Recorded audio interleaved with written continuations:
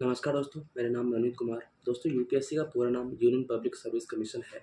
अगर मैं ऐसा कहूँ यूपीएससी का नाम अनप्रेडिक्टेबल पब्लिक सर्विस कमीशन भी है, तो शायद ये गलत नहीं होगा। दोस्तों, 28 मई को यूपीएससी का प्रीलिम्स था और मैंने यह एग्ज़ाम दिया और यह मेरा पहला अटेम्प्ट था। इसके बेसिस पे मैं आपको बताऊँगा कि एग्ज़ाम का रिव्यू क्या था। दोस्तों, एग्ज़ाम काफ़ी डिफ़िकल्ट आया था और शायद ही यूपीएससी ने इतना डिफ़िकल्ट अपने इतिहास में एग्ज़ाम लिया हो। दोस्तों, जो इश्यूज़ थे, अगर पहले मैं बात करूँ आपसे जीएस के पेपर में क्या-क्या इश्यूज़ थे और सेकंड जो कि सीसेट का एग्ज़ाम हुआ था, उसमें क्या-क्या इश्यूज़ थे। मैं सबसे पहले बात करता हूँ जीएस की। दोस्तों, अगर आप देखेंगे जीएस के ऑप्शंस को, तो इसके ऑप्शंस कुछ इस तरीके से थे। सबसे पहले लिखा था पहला ऑप्शन में ओनली 1 और दूसरा ऑप्शन लिखा था ओनली 2 और तीसरा ऑप्शन लिखा था ऑल 3 और चौथा ऑप्शन था नन या फिर ऑल 4। दोस्तों, पहले जो ऑप्शंस आते थे जिस जिन ऑप्शंस को देख कर के आप ऑप्शंस को एलिमिनेट कर सकते थे, वो शायद इस बार जो प्रीलिम्स हुआ उसमें शायद करना बहुत मुश्किल है या फिर नामुमकिन है। दोस्तों, पहले मैं आपको बताता हूँ कि ये ऑप्शंस कन्फ्यूजिंग कैसे थे। सबसे मान लीजिए पहले आपने कोई स्टेटमेंट पढ़ा, जो स्टेटमेंट आपको सही लगता है और दूसरा स्टेटमेंट आपने पढ़ा और दूसरा स्टेटमेंट भी आपको सही लगता है। तो ऑप्शन तो इस तरीके से हैं ओनली 1, ओनली 2, ऑल 3 या फिर ऑल 4 या फिर नन। मान लीजिए फर्स्ट स्टेटमेंट सही है और दूसरा स्टेटमेंट भी सही है, तो आप किस ऑप्शन को चूज़ करेंगे? ओनली 1 को करेंगे तो गलत हो जाएगा, ओनली 1 तो आप करेंगे नहीं।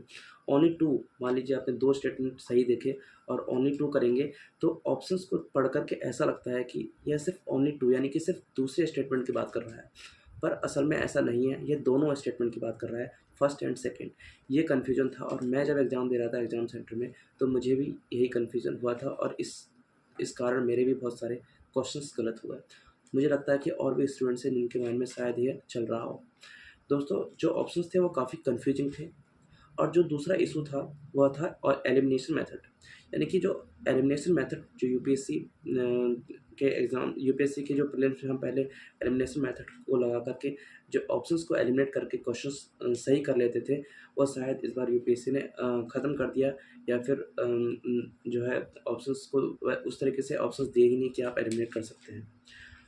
और दूसरा बात करते हैं सीसेट का।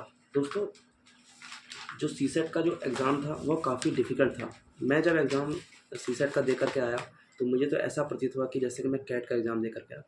दोस्तों, सीसेट के एग्ज़ाम में आपको 33% मार्क्स चाहिए होते हैं क्वालीफ़ाई करने के लिए।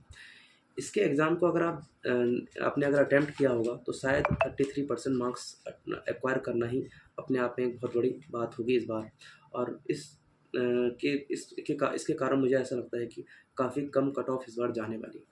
दोस्तों, अगर आप इसके पैसेज को पढ़ें, सीसेट के पैसेज को, इसकी हिंदी, अगर जो हिंदी बैकग्राउंड के स्टूडेंट्स हैं, शायद वह इसकी हिंदी भी ना समझ पाएँ। अगर आपको इंग्लिश थोड़ी बहुत आती है, तो आप इसके इंग्लिश को पढ़ कर के आप इसके पैसेज को अटेम्प्ट कर सकते हैं। लेकिन जो इसके न्यूमेरिकल्स या फिर रीजनिंग है, वह भी काफ़ी डिफ़िकल्ट थे और जो मैथमेटिक्स के सवाल थे, वो नंबर सिस्टम या प्रोबेबिलिटी से ज़्यादा थे।